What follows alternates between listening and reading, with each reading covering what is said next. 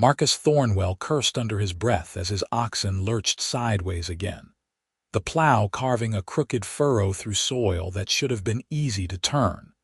And he raised the whip once more, though his arm ached from trying to correct their stubborn drift toward the fence line where wild clover grew thick and tempting. The beasts ignored him completely, their massive heads turning in unison toward the sweetness they could smell. And Marcus felt the familiar burn of frustration rising in his chest, because this was the third morning in a row they had refused to pull straight. And if he could not finish plowing the north field before the rains came, he would lose his chance to plant the winter wheat that meant the difference between survival and starvation. He had bought the pair from a traveling merchant 6 months ago, paying nearly everything he had saved from his years as a soldier, and the man had sworn they were the finest working oxen in 3 territories, steady and strong and obedient as sunrise. Marcus had believed him because he needed to believe, because after the war ended and he came home to find his family's farm sold for debt, this rough patch of frontier land was all he could afford, and without good oxen, a man alone could not break enough ground to make a living. But these animals were demons in ox hide. He was convinced of it now. They pulled when they wanted and stopped when it suited them, and no amount of shouting or coaxing or careful handling made any difference. The whip left marks on their thick shoulders but changed nothing in their behavior, and Marcus hated using it anyway, hated the sound of leather on flesh, hated becoming the kind of man who solved problems with violence after spending 5 years watching violence solve exactly nothing. The morning sun climbed higher, turning the dew to mist that rose from the uneven furrows behind him, and Marcus wiped sweat from his forehead with a dirt-streaked hand. His neighbor to the east had finished plowing weeks ago, and the man never missed an opportunity to lean on his fence and offer advice that amounted to suggestions that Marcus did not know what he was doing, which was probably true but still rankled. "Straight, you stubborn brutes," Marcus said through gritted teeth, snapping the whip above their backs without actually striking them. "Just pull straight for once in your miserable lives." The oxen veered left again, and the plow blade caught on a rock hidden in the soil, jolting hard enough to nearly throw Marcus off his feet. He stumbled, caught himself, and stood there in the crooked furrow with his hands shaking from exhaustion and something very close to despair, because he was failing at the one thing he had staked his entire future on, and winter would not care about his good intentions or hard work. That was when he heard the voice from the edge of his field, deep and rough-edged, but somehow melodic, speaking a single word in a language Marcus did not understand. The oxen stopped their sideways drift immediately, their ears pricking forward, their massive bodies going still and attentive in a way Marcus had never seen from them. They stood perfectly aligned with the furrow, waiting, and Marcus turned to see who had spoken. She stood at the stone wall that marked the western boundary of his property, and for a long moment Marcus could only stare because she was an orc, and he had not seen one of her kind in nearly 2 years, not since the final battles of the war had driven the clans back beyond the mountains. She was tall, taller than Marcus by half a head, with broad shoulders and arms corded with muscle visible beneath the worn linen shirt she wore. Her skin was the deep green of summer leaves, and small tusks curved up from her lower jaw, not the massive fangs of orc warriors he had fought against, but delicate and ivory pale. Her hair was black and thick, braided in a complex pattern that fell over one shoulder, and her eyes were amber, bright and intelligent, and fixed on him with an expression he could not quite read. Marcus realized he had one hand on the knife at his belt, an instinctive reaction from too many nights sleeping in war camps where orc raids could come without warning, and he forced himself to let go, though his heart hammered in his chest. "I mean no harm," she said, and her voice was clearer now, speaking the common tongue with an accent that turned the consonants harder and the vowels rounder. "I heard you struggling. Your oxen are not stubborn, they are confused." Marcus glanced at his animals, which still stood perfectly still and aligned, then back at the orc woman. "Confused about what? About pulling in a straight line. That is what oxen do. Not when they are yoked wrong," she said, and there was no mockery in her tone, just a statement of fact. "Your lead ox is on the wrong side. They were trained with the positions reversed, and now they fight each other trying to correct what feels wrong to them." Marcus looked at his oxen again, trying to see what she meant. He had yoked them the way the merchant showed him, the way everyone yoked their teams, with the larger animal on the left. But as he studied them, he could see now that the right-hand ox, though slightly smaller, kept trying to move forward and pull, while the left-hand beast resisted and pulled back, creating the constant sideways drift. "How can you possibly know that?"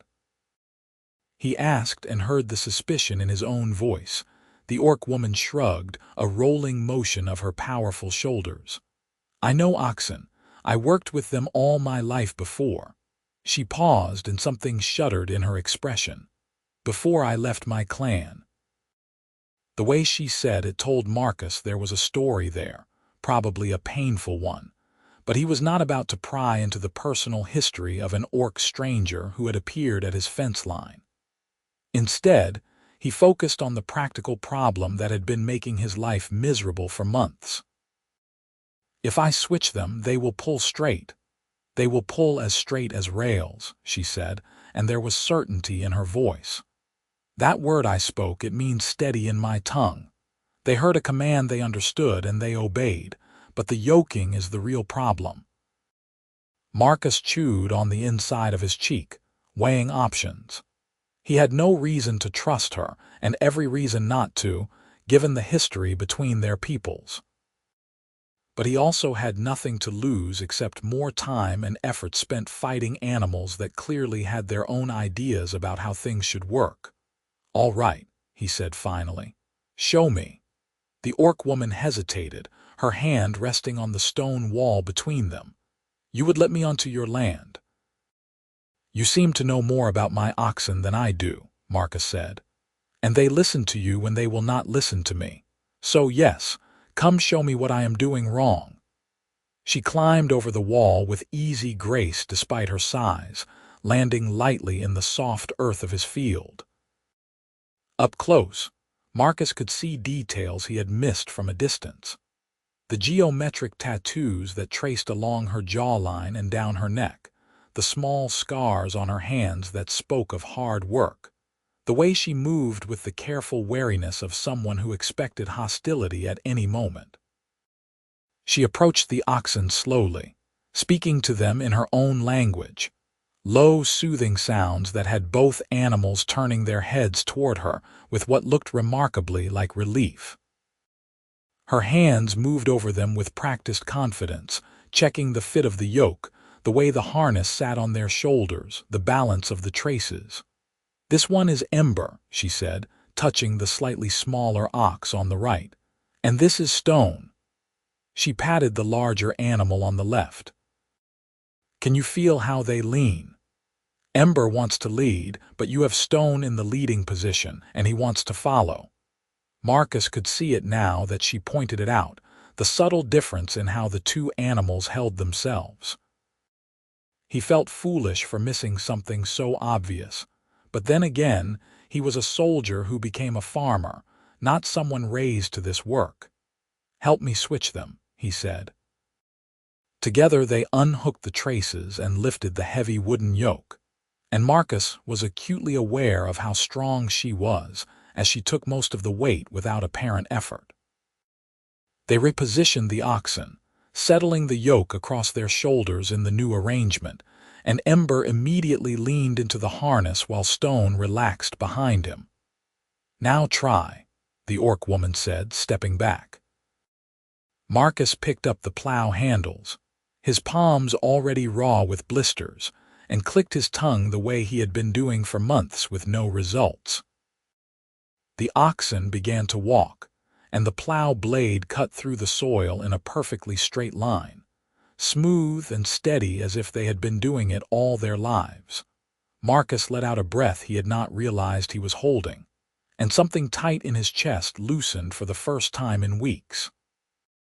The furrow stretched out behind him, straight as an arrow, and the oxen pulled with synchronized strength that made the work feel almost easy. "It worked," he said, and heard the wonder in his own voice.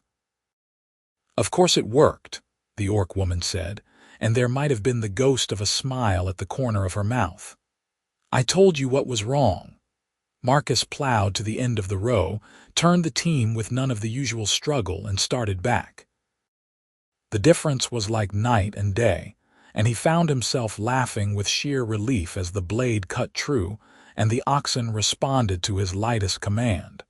When he reached the wall where the orc woman still stood, he stopped the team and turned to face her. "Thank you, truly. You have saved me from losing everything." She nodded, accepting his gratitude with simple dignity. "You are welcome. May your harvest be good." She turned to leave, and Marcus surprised himself by calling out, "Wait." She stopped, looking back at him with those amber eyes that seemed to catch the sunlight. "What is your name?" he asked. She hesitated, and he saw her weighing whether to answer, whether to give him even that small piece of herself. "Groka," she said finally. "My name is Groka." "I am Marcus Thornwell," he said, "and I owe you a debt. If you need anything, any help or—" He trailed off, not sure what he was offering, just knowing he needed to offer something. "I need nothing," Groka said, but her voice was softer than before. "I am passing through this territory. I will be gone in a few days." "Passing through to where?" Marcus asked, and immediately regretted the question because it was none of his business. But Groka answered anyway, her gaze drifting to the mountains visible in the distance beyond his fields. "Somewhere humans do not know to hate me, and orcs do not know to shame me, if such a place exists."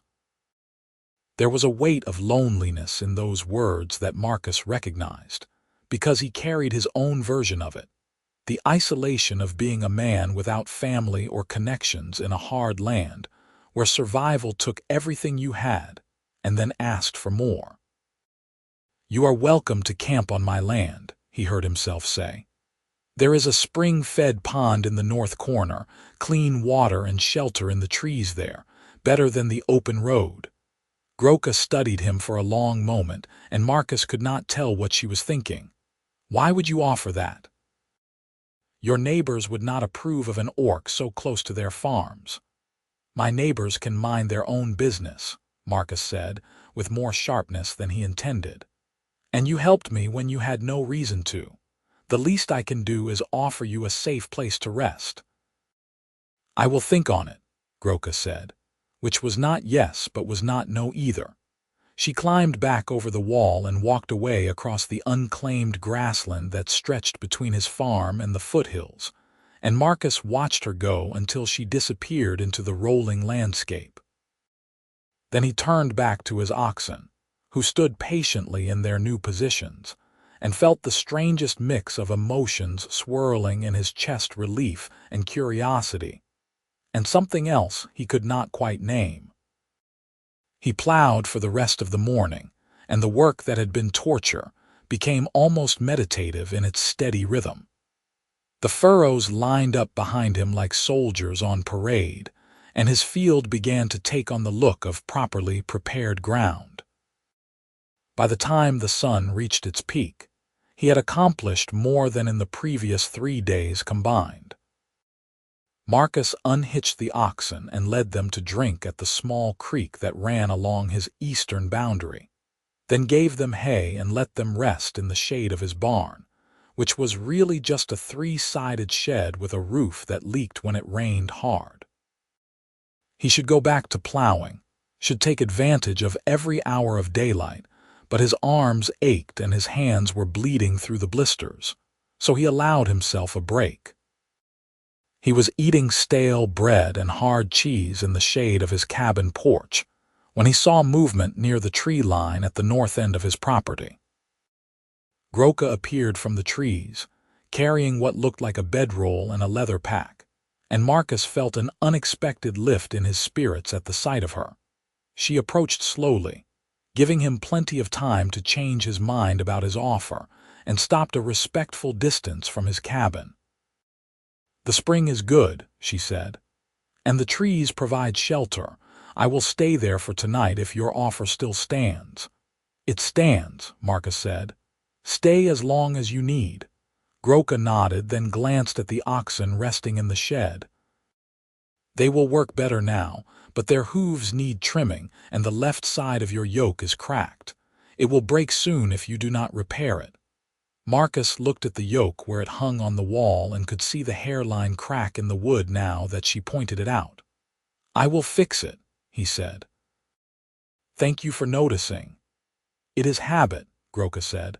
"I see what is wrong with things." There was something sad in the way she said it, and Marcus wondered if she was talking about more than just farm equipment.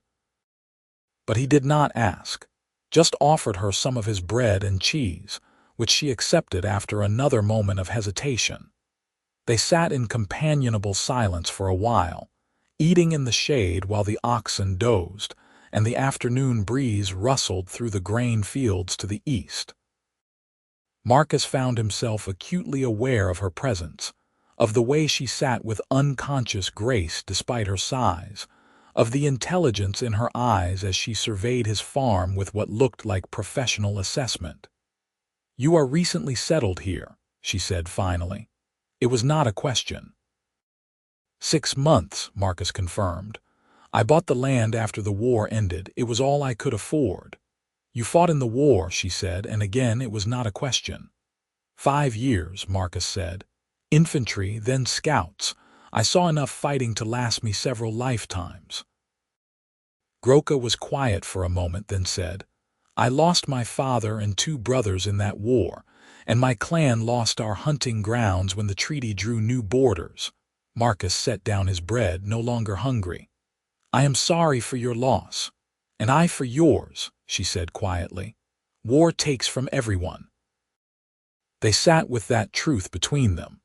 2 people scarred by the same conflict from opposite sides, and Marcus felt the weight of all the fighting and dying and hatred that had defined his young adulthood. He had joined the army at 18, barely more than a boy, because everyone said it was the right thing to do, the necessary thing, that the orcs were savages who would destroy human settlements if they were not stopped. But the orcs he had fought were just soldiers like him, following orders, protecting their own people and lands. He had killed some of them, and they had killed men he served with, and in the end the borders were redrawn and everyone went home to bury their dead and try to rebuild, and Marcus was not sure anyone had actually won anything worth having. "Why did you leave your clan?" he asked, then immediately added, "You do not have to answer that, I am prying." Groka finished her cheese and brushed crumbs from her hands. "I helped a human child who was lost in the mountains," she said. "A little girl, maybe 6 years old, who had wandered away from a logging camp. She was frightened and cold, and I gave her food and led her back to where the humans could find her." She paused, her jaw tight. "My clan said I betrayed them by showing mercy to a human. They cast me out." Marcus felt anger rise in his chest, hot and fierce. "You saved a child's life." "Yes," Groka said simply, "but to my clan she was the enemy's child and I should have left her to die. When I refused to accept that judgment, they declared me clanless." She touched the tattoos on her jaw. "These marks mean I belong nowhere now. No clan will take me in, and humans do not trust orcs regardless of our actions." "I trust you," Marcus said, and meant it. Groka looked at him with an expression he could not quite read, something between surprise and cautious hope. "You do not know me." "I know you saved that child," Marcus said, And I know you helped me today when you could have just walked past. That tells me what kind of person you are." "A person without a home," Groka said, but her voice was softer than before. "A person without a place in this world." Marcus thought about his own situation, about being alone on a marginal farm at the edge of settled territory, about having no family and few friends and neighbors who looked at him with suspicion because he kept to himself and did not join their gatherings. He was not clanless in the formal sense, but he understood something of what she felt.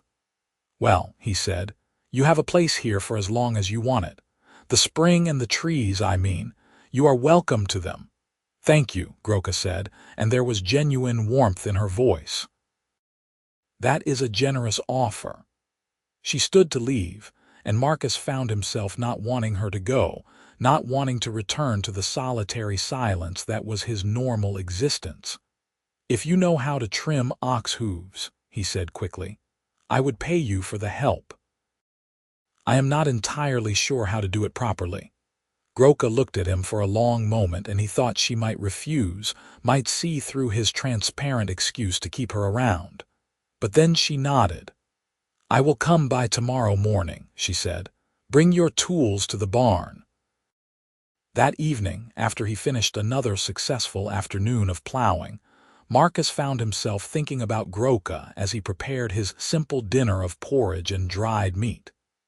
He wondered what she was doing at the spring, whether she was comfortable there, whether she was lonely. He wondered about her life before she was cast out, about what it meant to lose your entire community for doing the right thing. He also found himself thinking about how easily she had diagnosed the problem with his oxen, how confidently she had handled them, how much she clearly knew about farm work. And he thought about how she looked when the sunlight caught her amber eyes, about the strength in her arms and the grace in her movements, and realized with some surprise that he found her attractive. That thought unsettled him more than he wanted to admit. He had been attracted to women before, had even courted a girl back in his village before the war, though nothing had come of it. But this was different. Groka was an orc, and his people and hers had been enemies for generations, and there were probably 100 reasons why being interested in her was foolish or dangerous or simply impossible. But the feeling was there nonetheless, undeniable and growing, and as Marcus lay in his narrow bed that night, he wondered what it meant and where it could possibly lead. The next morning dawned clear and cool, with mist hanging low over the fields. Marcus was up before sunrise, feeding the oxen and checking the repairs he had made to the yoke by firelight the night before. He had found some strong wire and bound the crack. Not a perfect solution, but enough to hold until he could make a proper repair or get a new yoke made in the village. Groka arrived as the sun was clearing the eastern hills, carrying a worn leather tool roll that looked like it contained farrier equipment. She examined his oxen with the same careful attention she had shown the day before, running her hands down their legs, checking their stance, studying their hooves. "Ember is worse than stone," she said. "His front hooves are overgrown and starting to split. It must be painful for him to walk." Marcus felt a pang of guilt. "I did not know. How do you tell?" "The way he stands," Groka said. "See how he shifts his weight, and look here." She lifted Ember's front hoof, showing Marcus how the outer edge had grown long and begun to crack. If this is not fixed, he could go lame. She worked with steady competence, using a sharp knife to trim away the excess growth, then a rasp to smooth the edges. The ox stood calmly for her, responding to her low-voiced commands in her own language, and Marcus watched in fascination as she transformed hooves that looked rough and damaged into neat, healthy structures. "You have real skill," he said. "Where did you learn all this?" "My mother was a herder," Groka said without looking up from her work. "She kept cattle and oxen for our clan, and I grew up helping her. I always had a sense for animals, for understanding what they needed." She moved to the next hoof. My father wanted me to be a warrior like my brothers, but I was better with animals than weapons. Warriors are not the only important people in a society, Marcus said. Groka glanced at him. Try telling that to an orc clan. Strength in battle is what matters to them. Everything else is lesser. Sounds like the human army, Marcus said wryly. I was a decent scout, good at tracking and navigation, but they always valued the men who could swing a sword better than the ones who could keep the horses healthy or find clean water. Groka made a sound that might have been agreement and moved to Stone's hooves, which were in better condition but still needed attention. Marcus fetched her water and helped hold the tools she needed, and they fell into an easy rhythm of working together. When she finished, both oxen looked noticeably more comfortable, walking with a lighter step and standing more squarely. Groka packed her tools away and accepted the coins Marcus offered, though she seemed uncomfortable taking payment. You have a gift, Marcus said. Animals trust you. Animals are easier than people, Groka said. They do not care about borders or history or which side of a war you fought on. They just care if you treat them well. Marcus could not argue with that. He was about to invite her to share breakfast when he heard the sound of a horse approaching, and turned to see his eastern neighbor, Harold Davenport, riding up the lane toward his cabin. Harold was a prosperous farmer with 3 times as much land as Marcus, and he never let anyone forget it. He was in his 50s, thick around the middle, with a red face and opinions on everything. He pulled his horse to a stop near the barn and dismounted with the air of a man delivering important news. "Morning, Thornwell," he said. Then his eyes landed on Groka and his expression went hard. "What is an orc doing on your property?" Marcus felt his shoulders tense. "She is helping me with my oxen. Is there something you needed, Harold?" "Helping you." Harold's voice rose. "Have you lost your mind? Do you know what people will say when word gets around that you are harboring an orc?" "I am not harboring anyone," Marcus said, keeping his voice level though anger was building in his chest. "Groka is a guest on my land, and what I do on my land is my concern." "Your land borders mine," Harold said, "which makes it my concern when you invite savages to camp on it." "What if she steals livestock? What if more of them come?" Groka had gone very still, her face carefully expressionless, but Marcus could see the tension in her shoulders, the way her hands had curled into fists at her sides.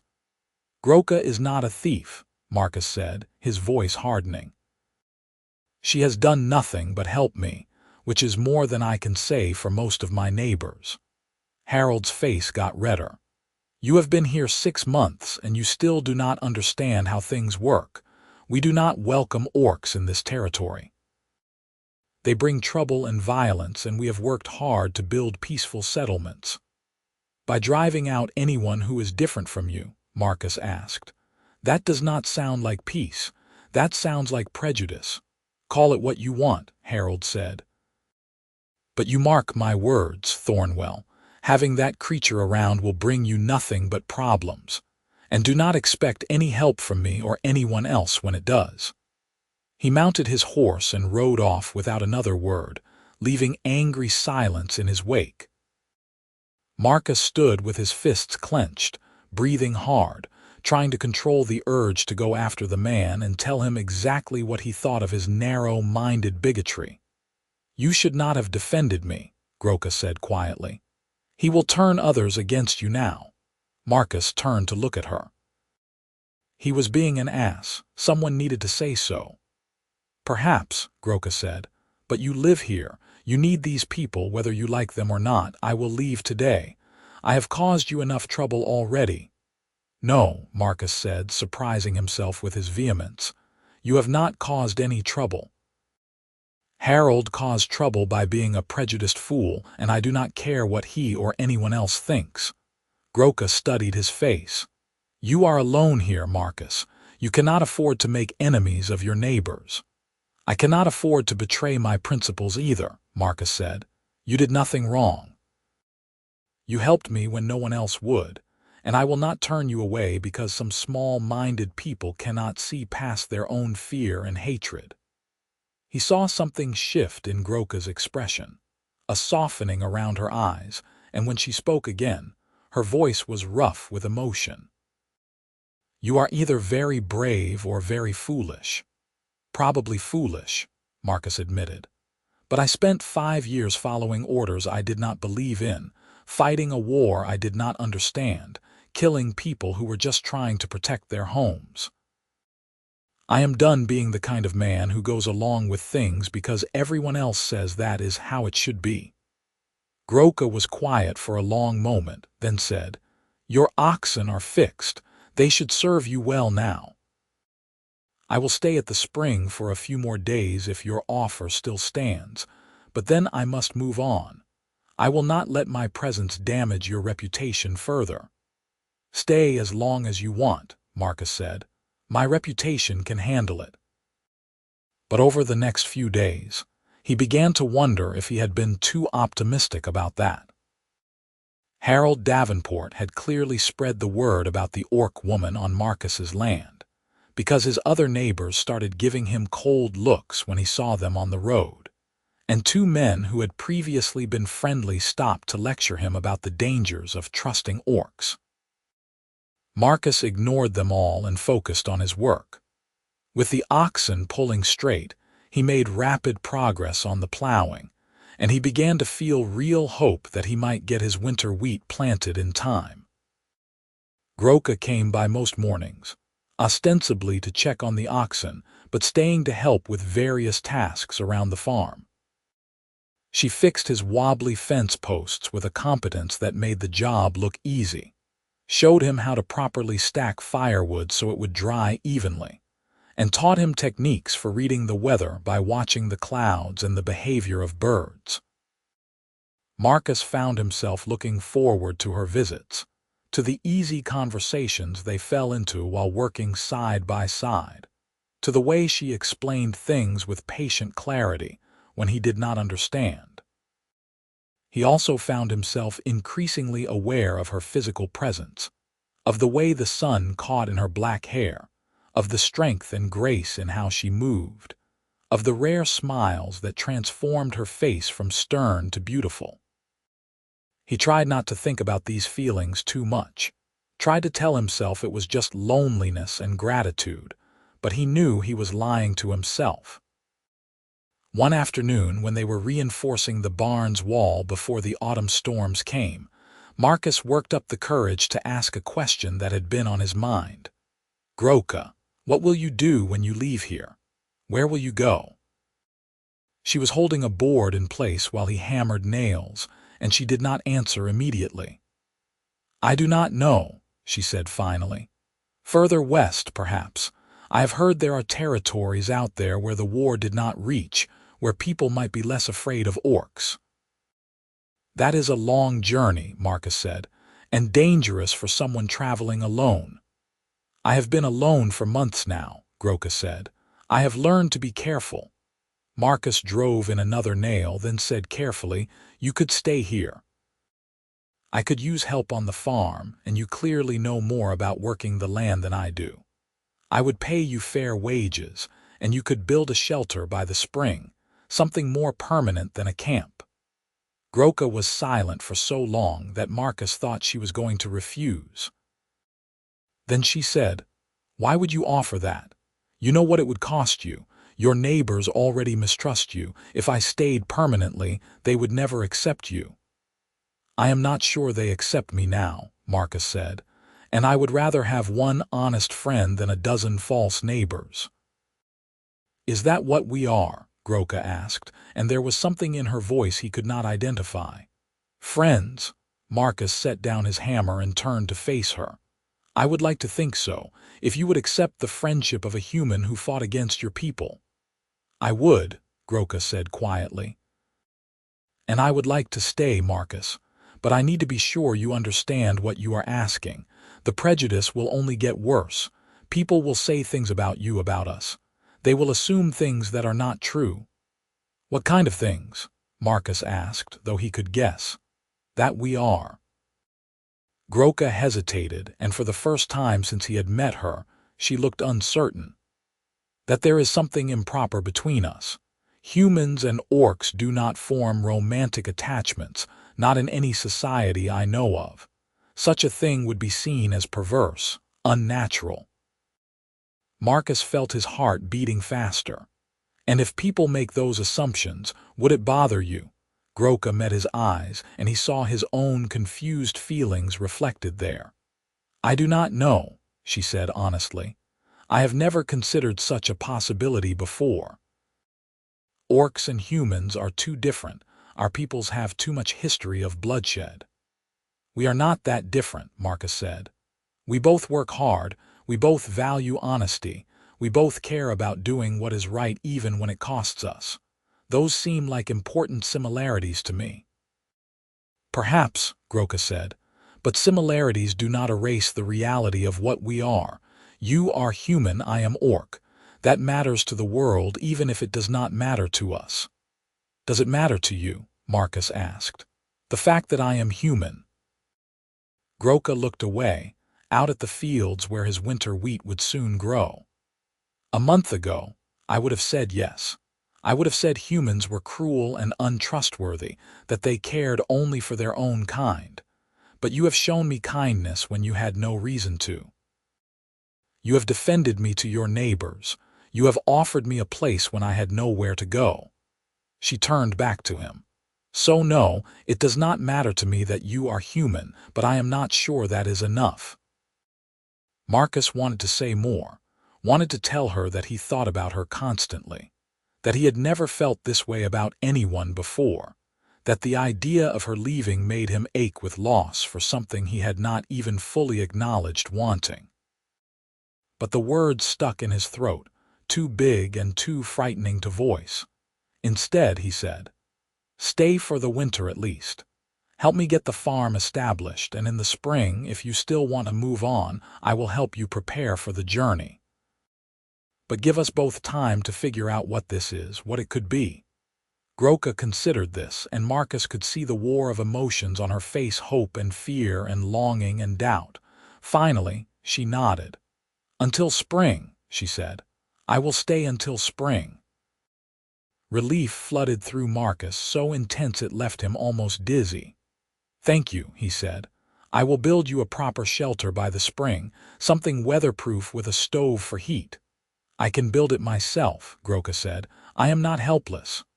"I know you are not," Marcus said. "But let me help anyway. It will go faster with two people, and the cold weather will come soon." So they worked together over the next weeks to build a small cabin near the spring, and Marcus found a joy in the labor that had nothing to do with the structure itself, and everything to do with the partnership they formed. Groka knew how to select and cut timber, how to fit logs together so they would not shift, how to make a roof that would shed rain and snow. Marcus provided muscle and tools and learned from her every day. His neighbors noticed, of course. They saw the smoke from Groka's campfire at night, saw her walking across his fields in the morning, saw them working side by side on the new cabin. The whispers grew louder, and more than once Marcus overheard conversations that stopped abruptly when he approached the village general store or blacksmith. He tried not to let it bother him, but there were moments when the isolation weighed heavy. He had left the army hoping to build a life, to become part of a community, and instead he was making himself an outcast. Sometimes late at night he wondered if he was making a terrible mistake, if he should ask Groka to leave before things got worse. But then morning would come, and she would arrive at his door with her tools and her quiet competence and her rare smiles, and he would remember why he was doing this. Because she was worth it. Because their friendship was worth more than the approval of people who would judge them without knowing them. The wheat got planted just before the first hard frost. Neat rows of seeds tucked into the straight furrows his properly yoked oxen had made possible.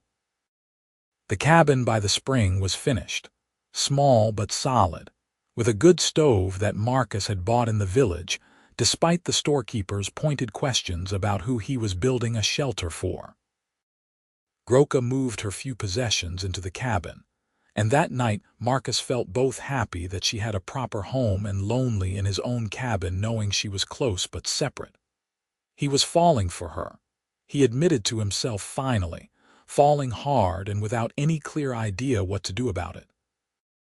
The first snow came in late autumn, a light dusting that turned the world white for a morning before melting away.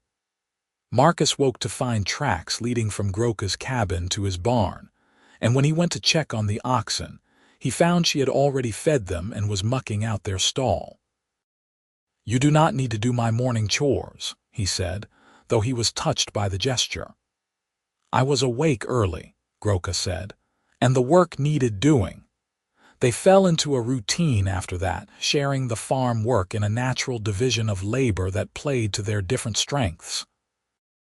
Groka was better with the animals, so she handled most of their care. Marcus was stronger at the heavy lifting required for repairs and construction, so he took those tasks. They worked together on everything else, and the farm began to thrive in ways it had not when Marcus struggled alone. They also began sharing meals more often, taking turns cooking in their separate cabins, or sometimes eating together at Marcus's larger table. Groka taught him orc recipes made with foraged herbs and root vegetables, dishes that were hearty and flavorful in ways his simple soldier's cooking had never been. Marcus shared stories from his childhood, and she told him about growing up in an orc clan, about traditions and celebrations he had never known existed. He learned that orcs valued poetry and storytelling as much as warfare, that they had complex honor codes and rich cultural histories, that the savage monsters he had been taught to fear were as fully human, or as fully themselves as anyone he had ever known. And he felt ashamed of his previous ignorance, of how easily he had accepted the propaganda that painted all orcs as evil. Winter came in earnest in early December, with heavy snows that blanketed the fields and turned the roads to impassable slush. Marcus and Groka were effectively isolated on the farm, cut off from the village and neighbors, and Marcus discovered that he did not mind at all. They had plenty of supplies, the animals were sheltered and fed, and there was always work to be done maintaining equipment and planning for spring. On the longest nights, they sat by the fire in Marcus's cabin and talked for hours, sharing dreams and fears and memories. Marcus told her about the nightmares he still had from the war, about the faces of the men he had killed that haunted him when he tried to sleep. Groka shared her grief over losing her family and her clan, her anger at the rigid thinking that had cast her out for showing basic compassion. "Sometimes I am so angry I can barely breathe," she said one night, staring into the flames. "Angry at my clan for their cruelty, angry at your people for their prejudice, angry at myself for caring what any of them think." "You have every right to be angry," Marcus said. "What happened to you was wrong." "But anger does not fix anything," Groka said. "It just eats at you from the inside." "I do not want to become bitter and hateful like the people who rejected me." Marcus thought about that, about his own struggles with anger and bitterness after the war. "I think the fact that you worry about it means you will not become that way," he said. "The truly bitter people do not question themselves." Groka looked at him with an expression so tender it made his breath catch. "You see the best in people, Marcus, even when they do not deserve it." "I see the best in you," he said quietly, "because it is there to see." The air between them seemed to thicken with unspoken things, and Marcus found himself leaning forward without consciously deciding to move. Groka's amber eyes widened slightly, but she did not pull away, and for a moment Marcus thought he might actually kiss her, might cross the invisible line they had both been carefully avoiding.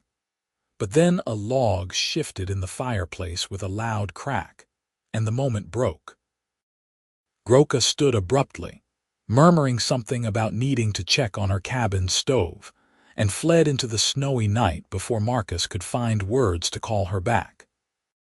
He sat alone by the dying fire, his heart pounding, wondering if he had just ruined everything, or if she felt the same confusion and longing that tormented him. He did not sleep well that night, and when morning came, he was exhausted and uncertain.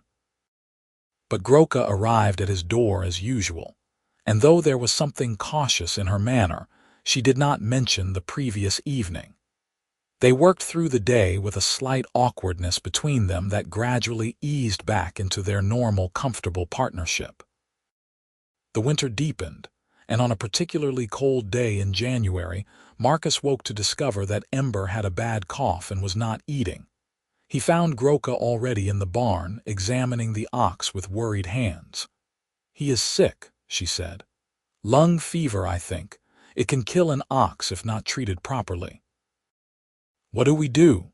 Marcus asked, fear tightening his chest because if Ember died, he would have to buy another ox he could not afford, and his entire operation would be set back catastrophically. "Keep him warm and dry," Groka said. "Force him to drink water with honey and these herbs." She pulled several dried plants from her pouch. "And watch him constantly. If the fever breaks, he will recover. If it does not—" She trailed off, but Marcus understood. They took turns sitting with Ember through the long days and nights that followed.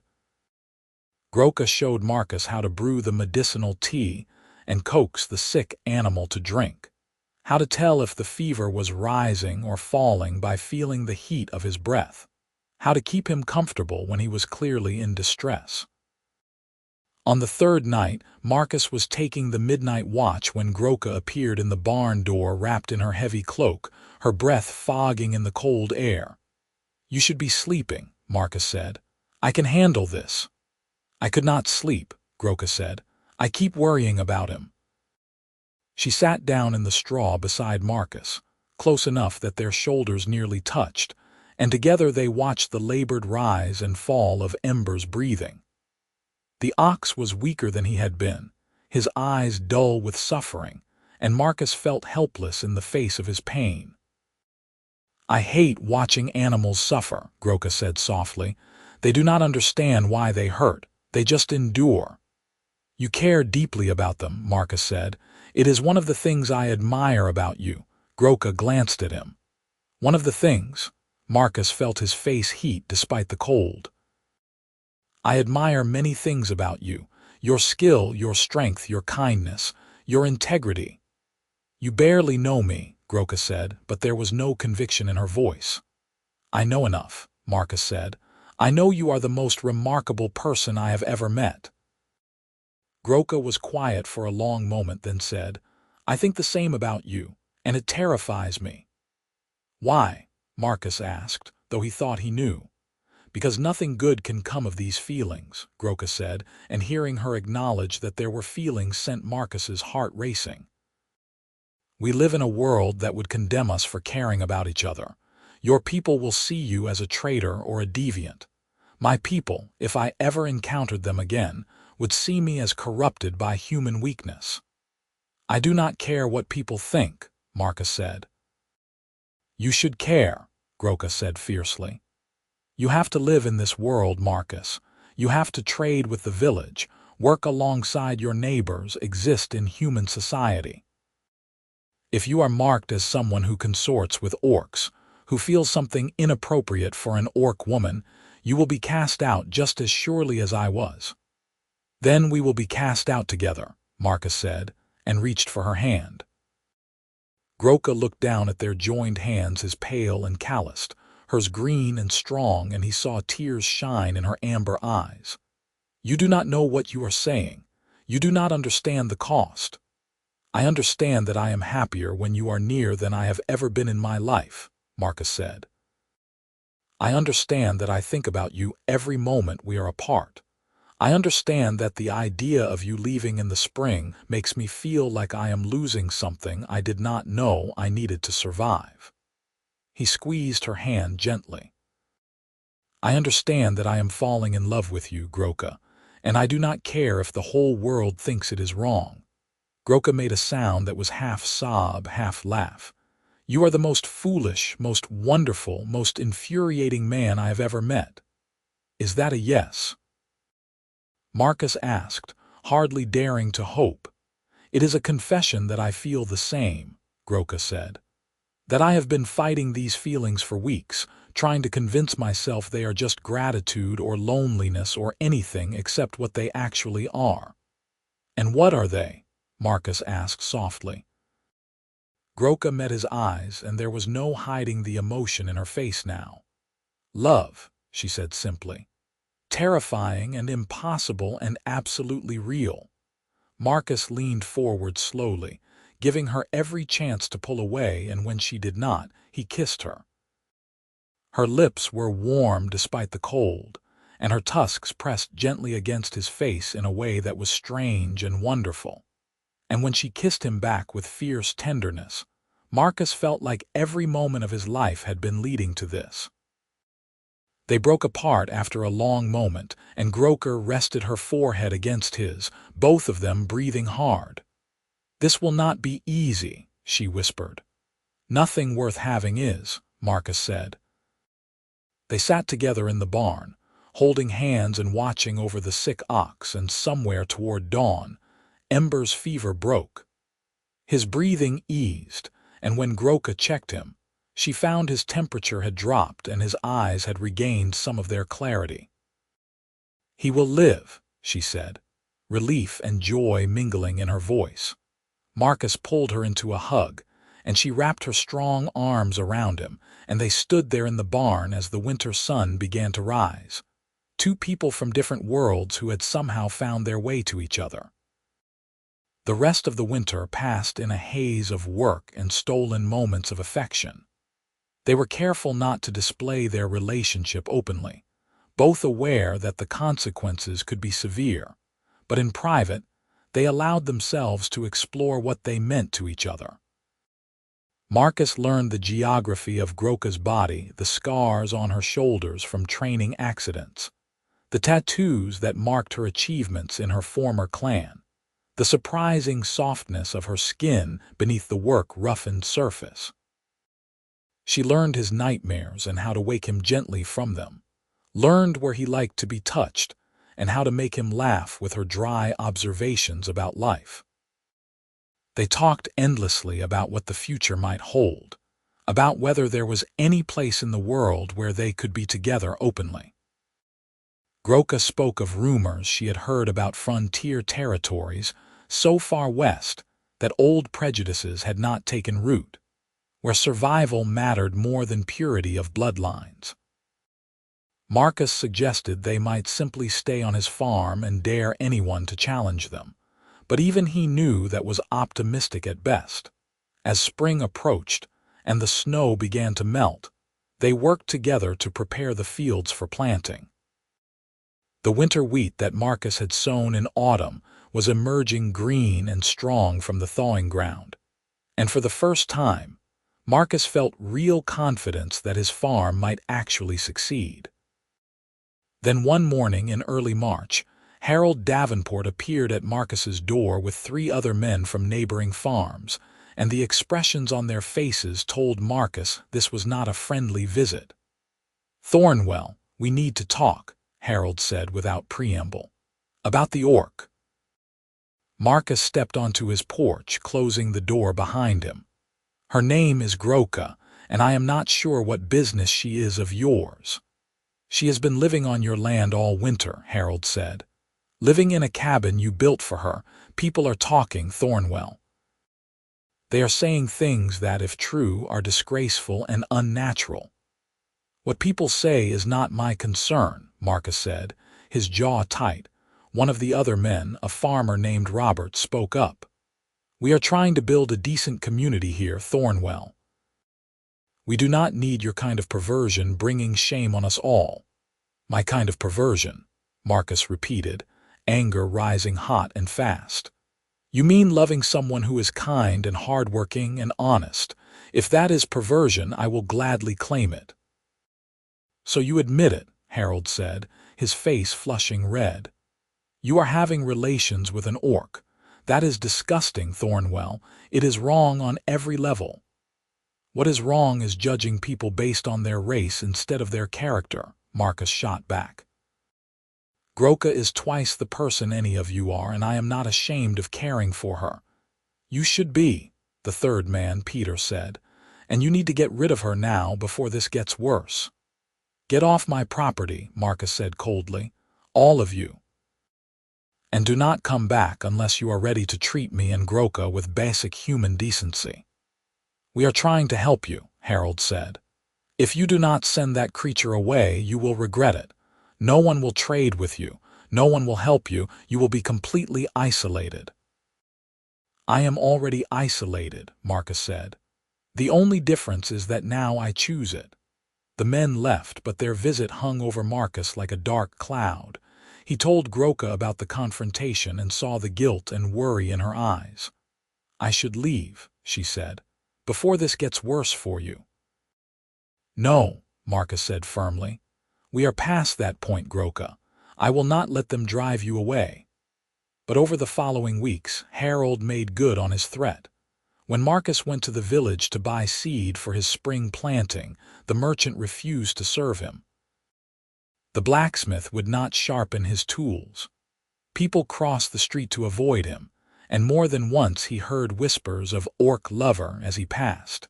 The isolation was hard, but what worried Marcus more was the growing hostility. Someone left a dead crow nailed to his fence post with a note that read, "This is what happens to race traitors." One night, someone tried to set fire to Groka's cabin, though they caught it in time and put it out before serious damage was done. Marcus bought a rifle from a traveling merchant who did not know his reputation, and he and Groka took turns keeping watch at night. The farm that had been their sanctuary was beginning to feel like a siege, and Marcus could see the toll it took on Groka, the way she became more guarded and tense with each passing day. We should leave, she said one evening as they sat on his porch watching the sunset. Go west like we talked about.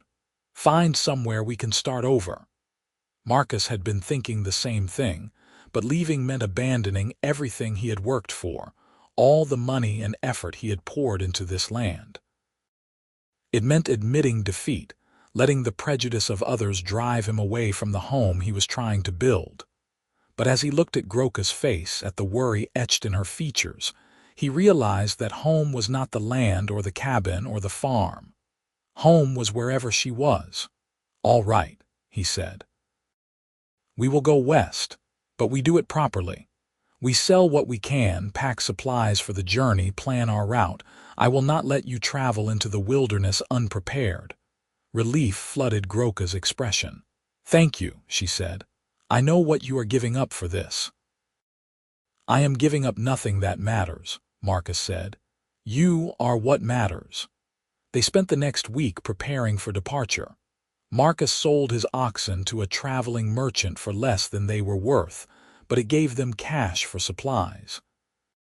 He packed tools and seeds, clothes and weapons, everything they would need to establish a new homestead in unknown territory. Then, 3 days before they planned to leave, Marcus returned from checking his fields to find smoke rising from the direction of Groka's cabin. He ran, his heart in his throat, and arrived to find the structure fully ablaze, flames consuming the walls and roof.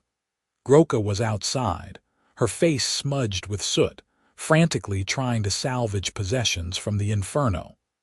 Marcus grabbed her arm and pulled her back. It is not worth your life, he shouted over the roar of the fire.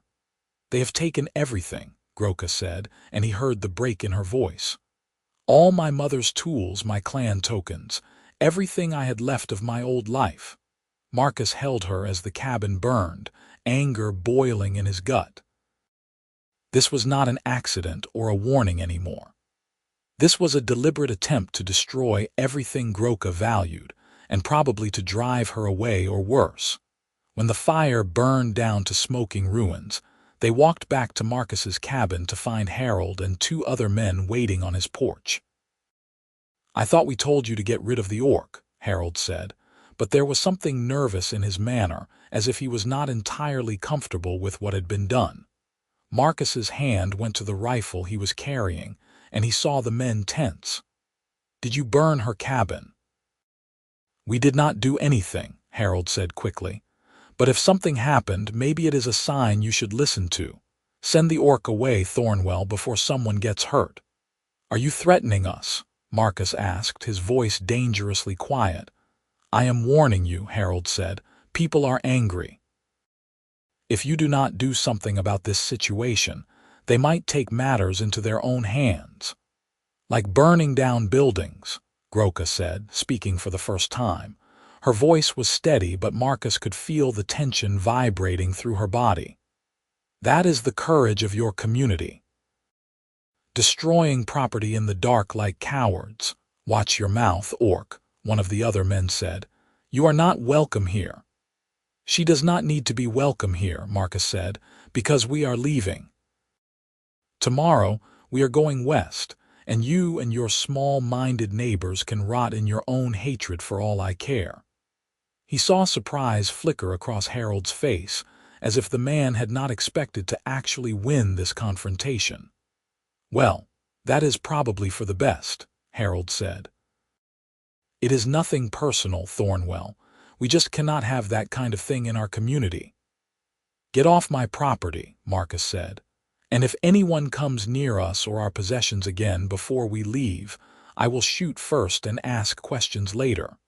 The men left, and Marcus barred the door behind them.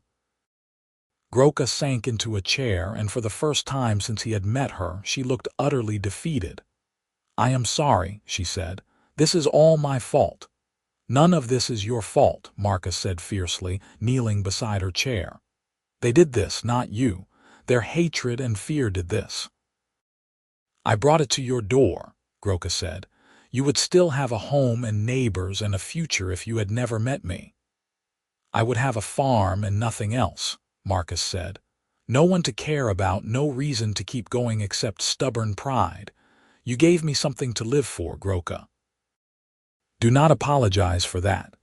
She pulled him into her arms, and he felt her shaking with suppressed emotion. They stayed like that for a long time, drawing strength from each other, and Marcus made a silent vow that he would give her a better life than this. A place where she did not have to fear for her safety or hide who she was. The next morning, they loaded their supplies onto the wagon Marcus had bought from a distant merchant, hitched up the 2 horses he had purchased with the money from selling the oxen, and prepared to leave. Marcus took one last look at the cabin he had built with his own hands, at the fields where his winter wheat grew green and promising, at the barn where he had struggled with his stubborn oxen before Groka showed him what he was doing wrong. It hurt to leave, hurt more than he had expected, but when he looked at Groka sitting on the wagon seat beside him, he knew he was making the right choice. They had been traveling for about an hour when they heard horses behind them, and Marcus's hand went to his rifle with practiced speed. He turned to see 5 men riding hard to catch up, and his heart sank, because this was exactly the kind of confrontation he had hoped to avoid. But as they got closer, Marcus realized these were not the angry farmers from his district.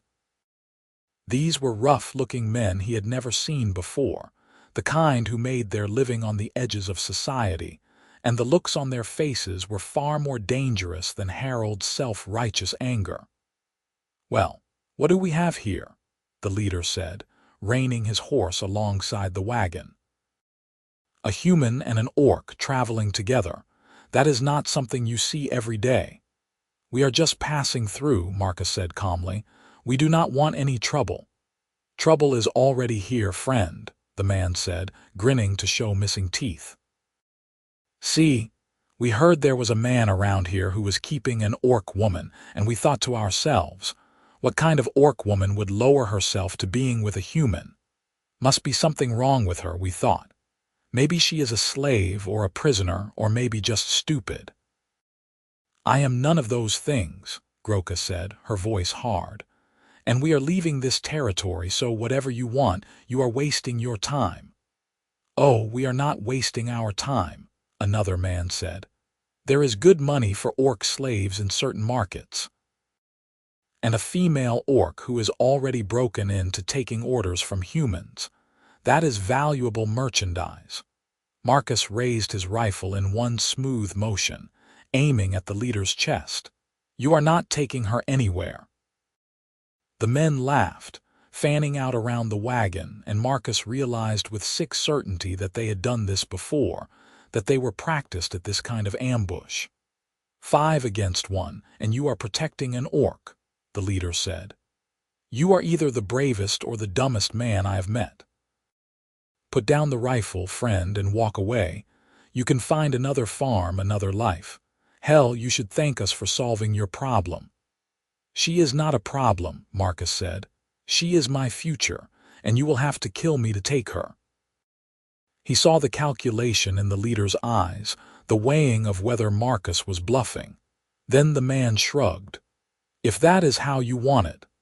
The man's hand dropped to his pistol, and Marcus knew he had maybe a second to act. He shifted his aim and fired, the rifle's crack splitting the morning air, and the leader fell from his saddle with a scream. Then everything happened at once. Groka snatched the reins and shouted at the horses, sending the wagon lurching forward. The other men were shouting, trying to control their startled mounts and draw their weapons simultaneously. Marcus was reloading, his hands moving with the muscle memory of 1,000 drills, knowing he would never be fast enough. One of the men got his pistol up and fired, and Marcus felt something burn across his left shoulder. He got the rifle loaded and fired again, hitting another man in the leg. 2 down, 3 still mounted and angry. The wagon hit a rut and nearly tipped, throwing Marcus against the side rail hard enough to knock the breath from his lungs.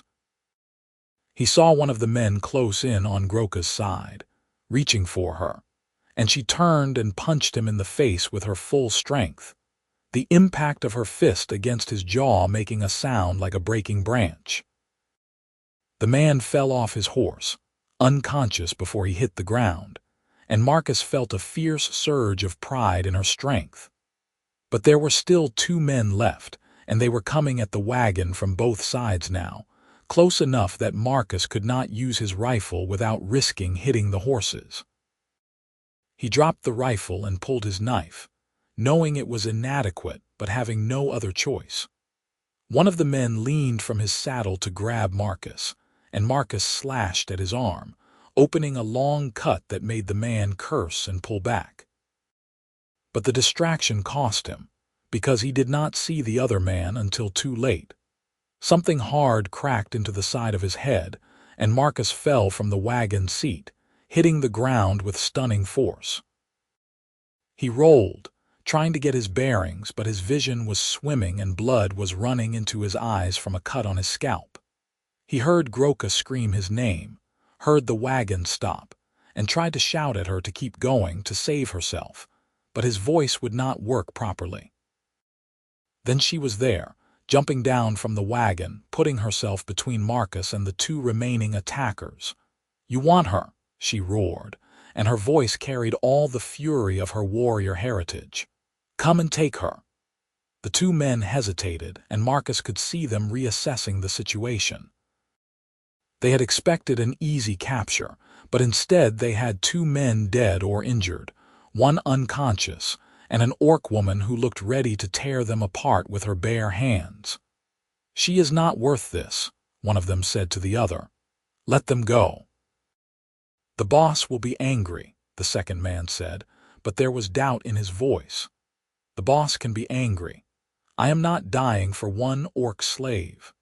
They wheeled their horses and rode off, leaving their fallen companions behind, and Marcus sagged with relief so intense it left him dizzy. Groka dropped to her knees beside him, her hands frantically checking his injuries. "How bad is it?" she asked, her voice shaking. "Marcus, talk to me." "I am all right," he managed, though his head was pounding and his shoulder burned where the bullet had grazed him. "Just bruised. Are you hurt?"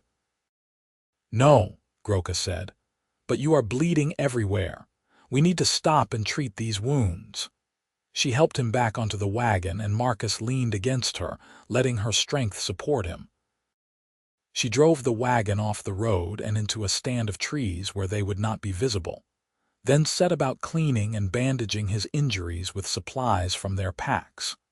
The bullet wound on his shoulder was shallow, just a graze, though it had bled dramatically. The head wound looked worse than it was, though Marcus knew from experience that even minor head injuries could be dangerous. Groka worked with steady hands, her medical skills evident in how she treated him. "You should have kept driving," Marcus said as she wrapped a bandage around his head. "You could have gotten away and left you to die." Groka's hands stilled, and when she looked at him, her amber eyes were fierce with emotion. "Never. I would die beside you before I would abandon you." "That is a very romantic sentiment," Marcus said, trying for humor despite the pain. "But strategically foolish." "I do not care about strategy," Groka said. "I care about you, and when I saw you fall, I thought my heart would stop." Marcus reached up to cup her face with his good hand. "I am sorry I scared you, but I meant what I said. They would have had to kill me to take you." "You are the most stubborn, most foolish, most wonderful human I have ever known," Groka said, and kissed him with a gentleness that contrasted with her earlier fury. When they broke apart, Marcus said, "We should keep moving. Those men might come back with reinforcements." They traveled for the rest of the day, putting as much distance as possible between themselves and the ambush site. Marcus's injuries ached, but he gritted his teeth and endured because they needed to reach safety before they could afford to rest properly. As the sun set, they found a small clearing beside a stream and made camp. Groka insisted on doing all the work, setting up their tent and starting a fire and preparing food while Marcus sat and tried not to feel useless. But he knew she was right that he needed to rest and let his body begin healing. That night, lying in the tent with Groka warm and solid beside him, Marcus thought about what had happened, about how close they had come to disaster. He thought about the fact that he had killed a man today, maybe two depending on how serious those wounds were, and waited for guilt or horror to overwhelm him. But what he felt mostly was grim satisfaction that he had protected Groka, that he had proven to himself, and to her, that he meant every word he had said about choosing her over everything else. He had taken a life to save her, and he would do it again without hesitation, and maybe that said something dark about who he was becoming, but he could live with that. "Are you all right?" Groka asked softly, and he realized she had been awake, feeling his tension. "I am thinking about the choice I made today," Marcus said. "About killing those men. Do you regret it?" she asked. "No," Marcus said honestly. "And that troubles me a little. I thought I was done with violence after the war." "You defended someone you love," Groka said. "That is different from fighting in a war you did not believe in. There is no shame in protecting the people we care about." Marcus rolled onto his side to face her in the darkness. "I love you," he said. "I know I said it before, but I want to say it again." "I love you, Groka, and I will spend the rest of my life proving it." "I love you too," she said, her voice rough with emotion. "And I swear to you I will never give you cause to regret choosing me." "You could never do that," Marcus said. They held each other through the night, finding comfort in simple proximity, and when morning came, Marcus felt stronger despite his injuries. They continued west, traveling through lands that grew wilder and less settled with each passing day. They encountered other travelers occasionally, and reactions to them varied. Some people stared but said nothing. Some crossed to the other side of the road to avoid them. But a few, mostly folks who looked like they were running from something or starting over themselves, offered friendly nods or brief conversations that suggested not everyone in the world was consumed by prejudice. 3 weeks into their journey, they came to a rough frontier town that seemed to be the last outpost of civilization before the true wilderness began. It was a ramshackle collection of buildings surrounding a trading post, and the people who lived there had the hard look of survivors who could not afford to be too picky about their neighbors. Marcus and Groka bought supplies and asked carefully about lands further west, about places where settlers were scarce and the social rules might be more flexible. The trading post owner, a grizzled woman with calculating eyes, studied them both before answering. "There is a valley about a week's travel west of here," she said. "Good land, water, timber. Few people have settled it because it is just far enough out to be inconvenient for trading, and it is in disputed territory between human claims and orc tribal lands." "Disputed how?" Marcus asked. "Meaning neither side has clear title, so neither side actively defends it," the woman said. "If you settled there, you would have no legal protection, but you also would not have anyone enforcing laws about who can live where or with whom."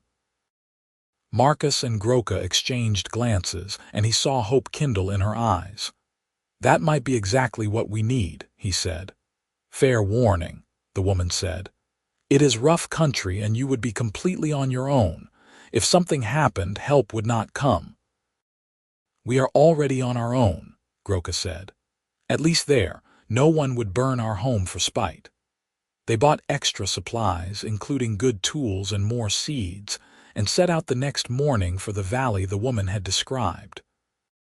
The journey was difficult, the trails rough and sometimes non-existent, but Marcus felt his spirits lift with each mile they put between themselves and the settled territories.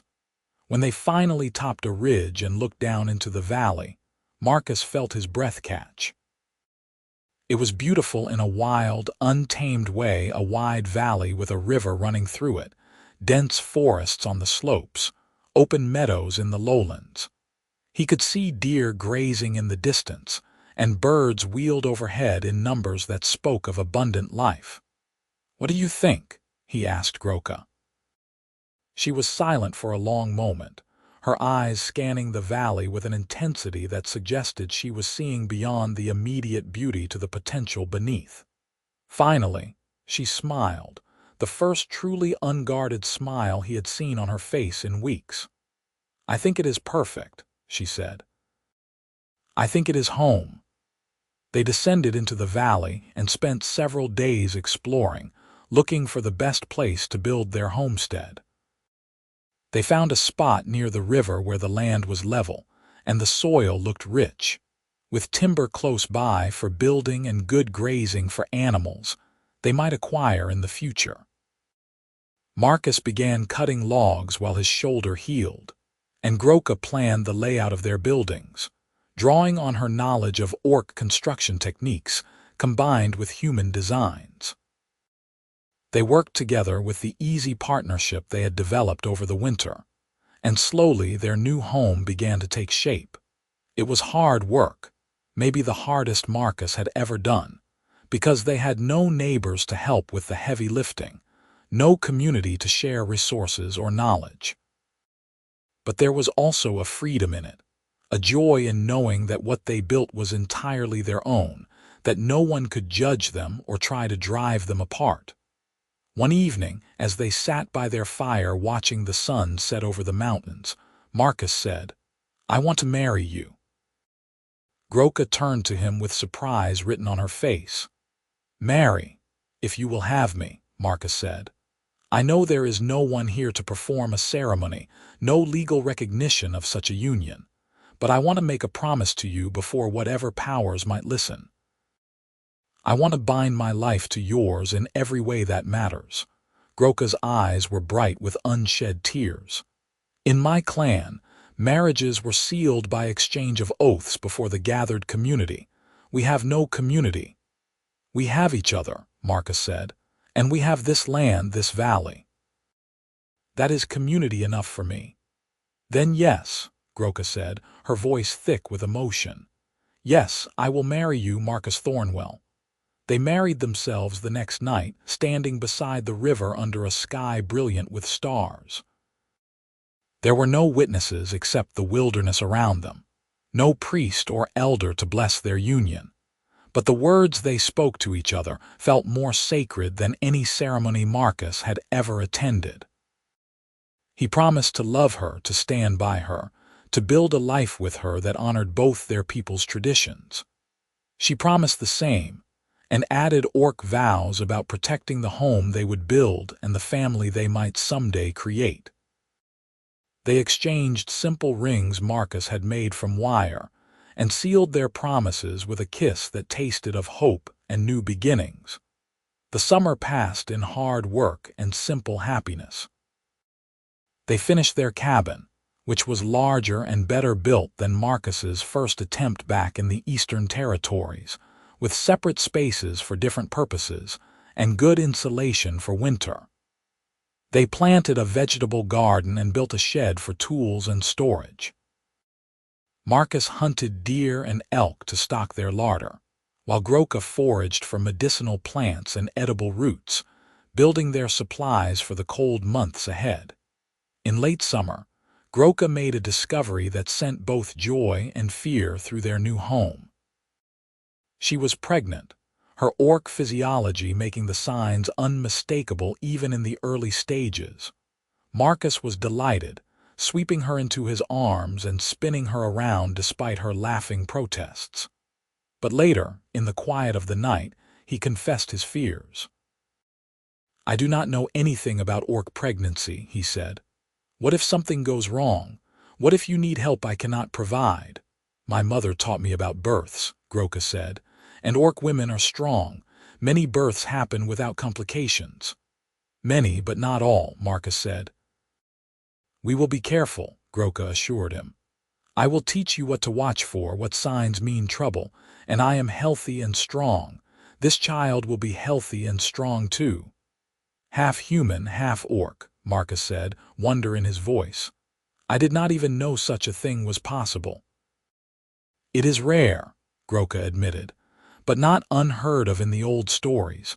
Such children are said to have the best qualities of both people's human adaptability and orc strength." "They will also be rejected by both peoples," Marcus said quietly. "They will be loved by us," Groka said firmly. "And that will be enough."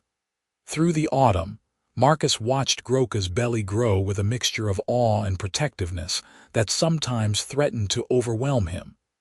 He hunted constantly, building their stores of meat and hides. He cut extra firewood, enough to last through the hardest winter. He prepared everything he could think of to make the cold months easier for her.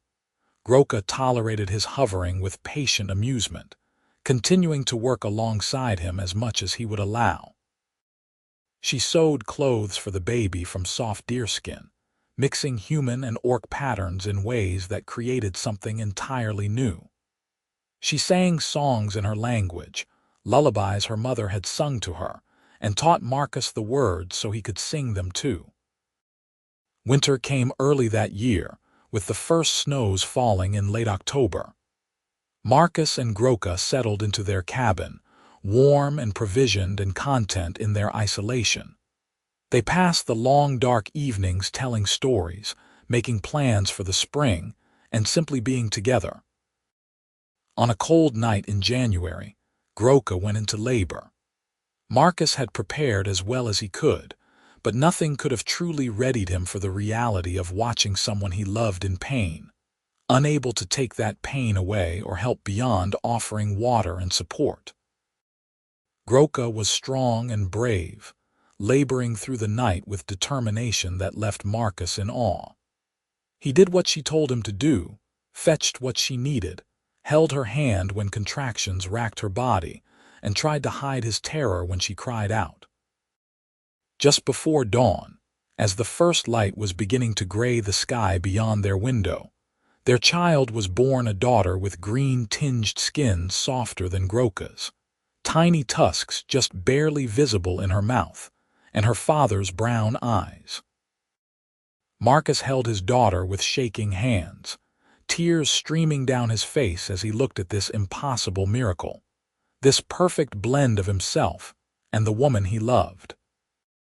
She was so small, so fragile seeming, and yet she gripped his finger with surprising strength and fixed him with an alert gaze that suggested she was already studying her new world. "She is perfect," he whispered. "She is ours," Groka said, exhausted but glowing with joy. "What should we name her?" They had discussed names during the winter, debating between human and orc traditions. In the end, they chose a name that worked in both languages, that spoke to the life they hoped to give her. "Hope," Marcus said. "Her name is Hope." Groka smiled and held out her arms for their daughter, and Marcus placed the baby carefully in her mother's embrace. Watching them together, his wife and his child, Marcus felt a peace settle over him that he had not known existed, a sense of rightness that went beyond anything he had experienced. The months that followed were exhausting and joyful in equal measure. Hope was a healthy baby, strong like her mother but with her father's curious nature, and she bound Marcus and Groka together in new ways as they learned to be parents. They took turns walking her when she fussed at night, shared the work of caring for her, and marveled together at every small development: her first smile, her first laugh, the way her tiny hand would reach for their faces. Spring came to the valley with explosive growth, and Marcus worked the land while Groka managed the home and baby, their roles falling naturally into patterns that honored both their strengths. They planted more than they had the previous year, ambitious now in ways that had not seemed possible when they first arrived. One afternoon in early summer, Marcus was plowing a new field when he saw riders approaching from the east. His first instinct was fear, memories of the ambush flooding back, but as they drew closer, he realized these were orc riders, a small group of warriors on what looked like patrol or a hunting party. He called to Groka, who came out of the cabin with Hope in her arms. Together they watched the riders approach, and Marcus could see tension in Groka's posture, a wariness that spoke to her complicated history with her own people. The orcs stopped at a respectful distance, and their leader, a scarred warrior with gray threading her black hair, studied them with sharp eyes. Her gaze moved from Marcus to Groka to the baby, and her expression shifted through surprise to something Marcus could not quite read. "You are far from human lands," the warrior said in the common tongue. "This valley is not human land," Groka replied, her voice steady. "It is not orc land either. It is disputed territory, and we have claimed it for ourselves." "I can see what you have claimed," the warrior said, and there was no missing the meaning as she looked at Marcus and the baby. "You are clanless. I can see the marks." "I am clanless," Groka confirmed, "cast out for showing mercy, and I do not regret the choices that led me here."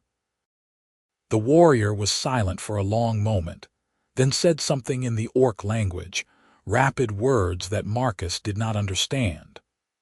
Groka stiffened, then replied in the same tongue, and a conversation ensued that Marcus could not follow but that seemed heated on both sides. Finally, the warrior nodded and switched back to the common tongue. "My patrol will not report your presence here," she said. "As far as our clan is concerned, this valley remains empty and unclaimed." "Thank you," Groka said, and Marcus heard genuine surprise in her voice.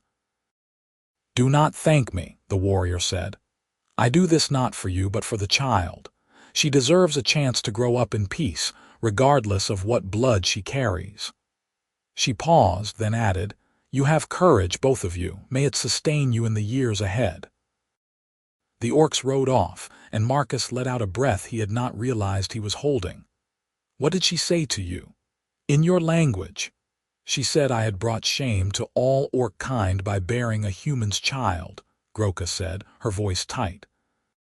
She said I was a traitor and a disgrace, and my daughter would be a monster accepted by neither people. Marcus felt anger flare hot in his chest. And what did you say? I said my daughter was a miracle, and the only monsters I had met were the ones who chose hatred over compassion. Groka looked down at Hope, who was sleeping peacefully in her arms. I said I would rather be a disgrace who raised my child with love than an honored warrior who raised her children with bigotry. Marcus pulled Groka and Hope into his arms, holding his family close. You are no disgrace. You are the bravest person I know. I do not feel brave, Groka said quietly. I feel frightened that our daughter will face prejudice from all sides, that she will be rejected by humans and orcs alike. Then we will build our own community here, Marcus said. A place where she can grow up safe and loved, where she never has to question her worth. And if others come seeking refuge from that same prejudice, we will welcome them. We will create what the world failed to give us, a place where people are judged by their character, not their blood. Groka looked up at him with tears in her eyes. You believe we can do that? I believe we can try, Marcus said. And I believe that trying matters even if we fail. They did try, over the months and years that followed. Word spread slowly through the frontier territories about the valley, where a human man and orc woman had made a home, where their half-blood child played in the meadows without fear. Other outcasts began to appear, a human woman who had fallen in love with an orc man and been driven from her village, an orc youth who refused to take up weapons, a mixed-race family fleeing persecution. Marcus and Groka welcomed them all, helping them establish their own homesteads in the valley, sharing knowledge and resources and slowly building something that resembled a community. It was small, perhaps 24 souls at its largest, but it was real and it was theirs. They built a meeting house where everyone gathered for celebrations and decisions, where children of all backgrounds played together, without understanding that the world beyond the valley would see them as abominations. They planted orchards and raised livestock, hunted the surrounding forests and fished the river, and created an economy based on mutual support rather than competition. It was not paradise. There were disagreements and hardships, years when the harvest failed and winters that pushed them to the edge of survival. There were moments when Marcus and Groka clashed over how to handle problems, when their different backgrounds led to different approaches, and they had to learn compromise and communication. But it was good. It was a life built on love and principle rather than convention and fear. And Marcus never regretted the choice that had brought him here. Hope grew into a bright, strong girl who could speak both her parents' languages fluently, who learned farming from her father and animal handling from her mother, who played with the other children in the valley without any sense that she was different from them because, in their small world, she was not different at all. On the evening of Hope's 5th birthday, Marcus and Groka sat on their porch watching their daughter chase fireflies with the other valley children. And Marcus thought about the journey that had brought them to this moment, the stubborn oxen that would not pull straight, the orc woman who had spoken one word and changed everything, the prejudice they had faced and overcome, the love they had built in defiance of everyone who said it was impossible. Do you ever regret it? He asked Groka softly. Leaving your old life behind, Groka leaned against him, her head on his shoulder, and watched their daughter laugh in the twilight. I regret nothing, she said. This life, this family, this community we have built, it is more than I ever dreamed possible. You gave me that, Marcus. You gave me everything. We gave it to each other, Marcus said, and kissed the top of her head. Hope came running up to the porch, her face flushed with joy, demanding that her parents come see the lanterns the neighbors had made for her birthday celebration. Marcus and Groker rose and followed their daughter into the gathering darkness, surrounded by friends and community.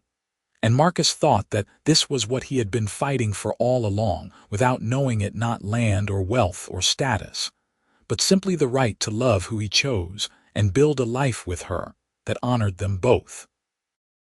As the valley filled with light and laughter, as their neighbors sang songs in languages both human and orc, as their daughter danced between the lanterns with the unself-conscious joy of a child who had never known hatred, Marcus understood that they had succeeded in creating something rare and precious, a place where love mattered more than blood, where character mattered more than race, where hope was not just their daughter's name but the foundation on which they all stood. He pulled Groka close and whispered, "I love you." She smiled up at him, her amber eyes reflecting the lantern light. "And I love you, today, tomorrow, and all the days that come after." They stood together watching their daughter play, surrounded by the community they had built through courage and love and stubborn refusal to accept the world's limitations, and knew that whatever challenges the future might bring, they would face them together, as they always had, as they always would, a human man and an orc woman who had found each other against all odds and built a home where others like them could find refuge and peace. The oxen that once refused to obey had brought Marcus his first moment of despair. But Groka's single word had fixed more than just his farm, it had fixed the trajectory of his life, pointing him toward a future he had never imagined, but could not now imagine living without.